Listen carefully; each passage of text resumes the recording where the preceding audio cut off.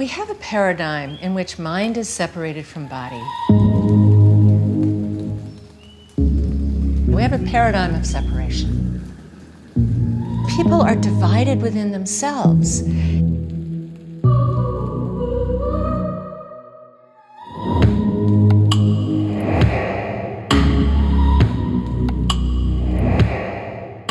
They are living in their heads and they're trying to have mental concepts to fix that, but the body is ailing.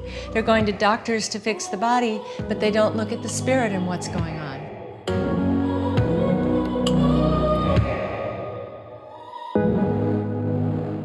I'm Anodea Judith, author of Wheels of Life and a number of best-selling books on the chakras. I've been a spiritual teacher and a therapist for over 40 years, and I've traveled the world seeing people and their problems.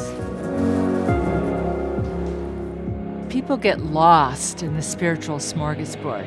They're dedicated to their growth, but there's so many paths and so many ways, and they don't know quite how to put it all together.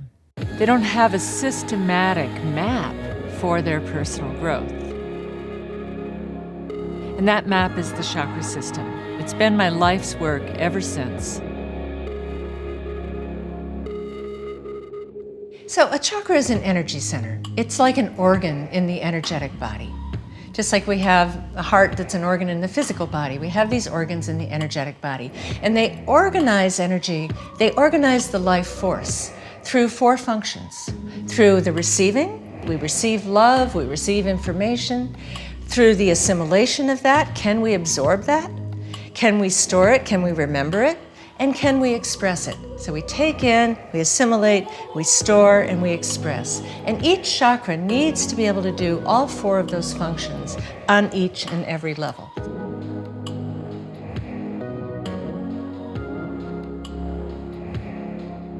Most people think of the chakras as this ladder that they climb up to higher consciousness. And that indeed is what it is. That's one of the pathways. But I discovered there is an equally powerful current that comes down through the chakras. It starts in highest consciousness with an idea. And then we visualize that idea. We imagine it. We speak about it, we give it words, we fashion our sound bites, and we find the right relationships to bring that vision into being. We empower ourselves to get done what we have to do.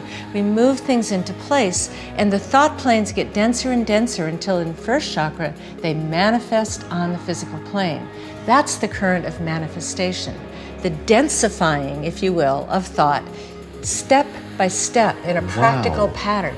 That's beautiful. I never thought about it that way. 7 chakras to me describe the architecture of the soul. And just like a body worker or a yoga teacher might study the physiology, as a psychologist I've studied the soul.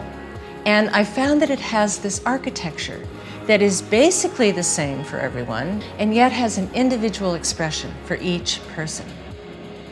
This chakra healing quest is a 35-day journey into the deepest core of yourself.